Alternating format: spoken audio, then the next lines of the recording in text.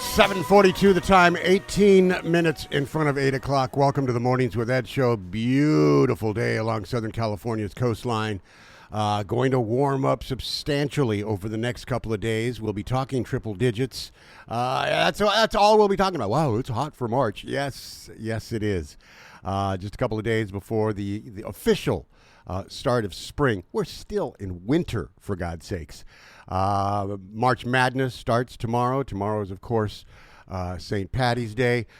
We will be talking about the brackets and March Madness and the college basketball tournament over the next couple of weeks, really, but we'll get into that during the 8 o'clock hour. We'll also get into the Oscars during the 8 o'clock hour. And I felt like I had some skin in the game this time because I saw one of the Oscar-nominated movies. I saw Sinners, and just because it's the only one I saw, I thought it should win every single award. But seeing some of the clips and watching some of the adulation for some of the other movies made me want to see them as well. And that is part of what we're going to be talking about, as well as, oh my God, Amy Madigan's laugh when she won the Best Supporting Actress Oscar. That laugh is infectious. It was also a great start to the Oscars with Conan O'Brien portraying her character. It was using her wig. It was really, really cool. So we'll get into that during the 8 o'clock hour. As well as the tournament and the brackets and how they're looking right now. My bracket is busted, and the first game hasn't even started yet. So I do want to talk about why we do what we do here. Great Patriots Day parade. Thank you for turning out if you were there. I'm humbled by the incredible support that we got as the station vehicle rolled by. I'm humbled by the love that you gave Lisa and I. Lisa Farber joined me in the back as we were, again, it's really, really cool to be a part of it, and just really great to hear the love that you shouted out. So with that in mind, I'm imagining that part of that love is for what we do during the 7 o'clock hour. I wanted to, when we started this radio station now going on just about 3 years ago, I wanted to be able to say what I please, when I please, about whatever subject we need to talk about. And I was always, my entire career in radio, I've always been fair. And I hate to use the term fair and balanced, but I really have been. You know where I stand. When I opine on something, I don't leave any doubt of where I stand. But on many occasions, I give both sides of a story. And I find that the independence that we have here at Voice of Laguna is unlike any radio station ever, anywhere, really. We are not beholden to an administration with an FCC that is a threatening FCC to the freedom of press. We are not beholden to that. We do not fear that, nor will we ever. And that's why you hear the comments, the takes that I can give in the morning during the 7 o'clock hour. And it's illuminated now because Trump's attack dog on top of the FCC, a guy by the name of Brendan Carr, got lots of attention this weekend, threatening the licenses of local broadcasters over news coverage that he doesn't like. And when they don't like something, they call it fake. And he is just a hack. And he is undeserving of a role so important as to be head of the FCC. And also, on top of everything else, he has very little power to follow through.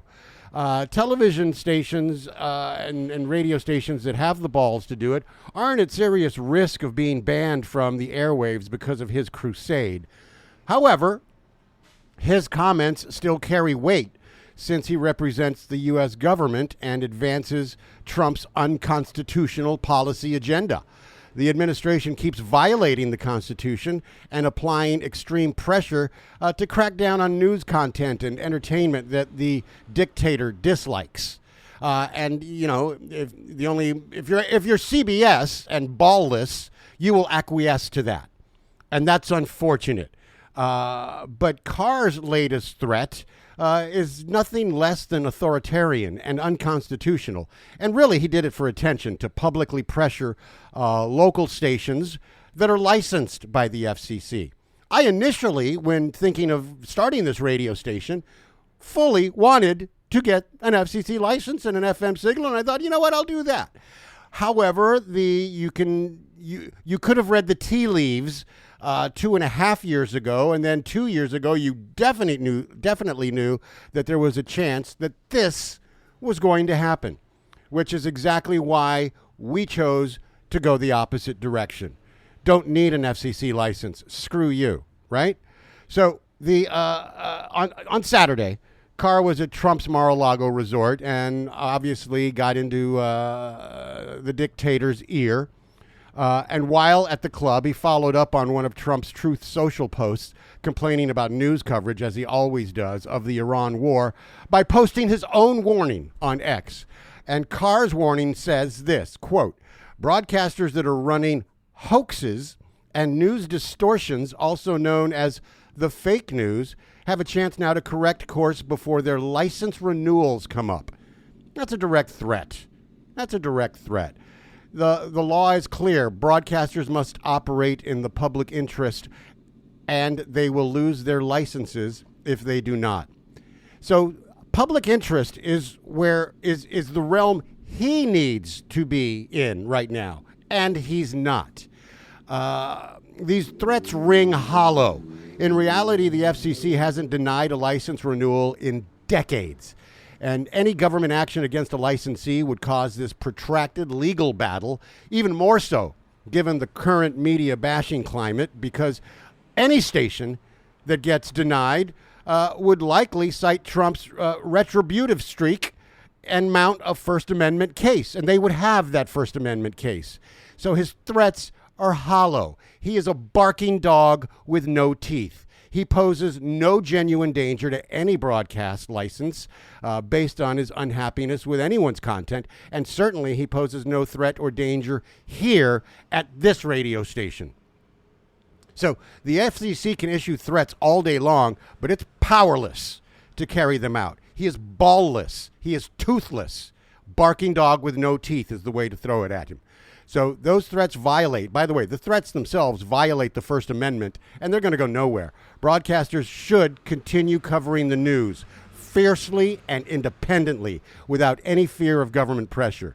And if you're not familiar with the FCC, cable channels like CNN and streaming platforms like Netflix and this radio station, Voice of Laguna, are not licensed at all and report the truth fearlessly. 7:50 the time. The Mornings with Edcha will be right back. Add more road to your trip in the new 2026 Subaru Crosstrek Hybrid. Go further up to 500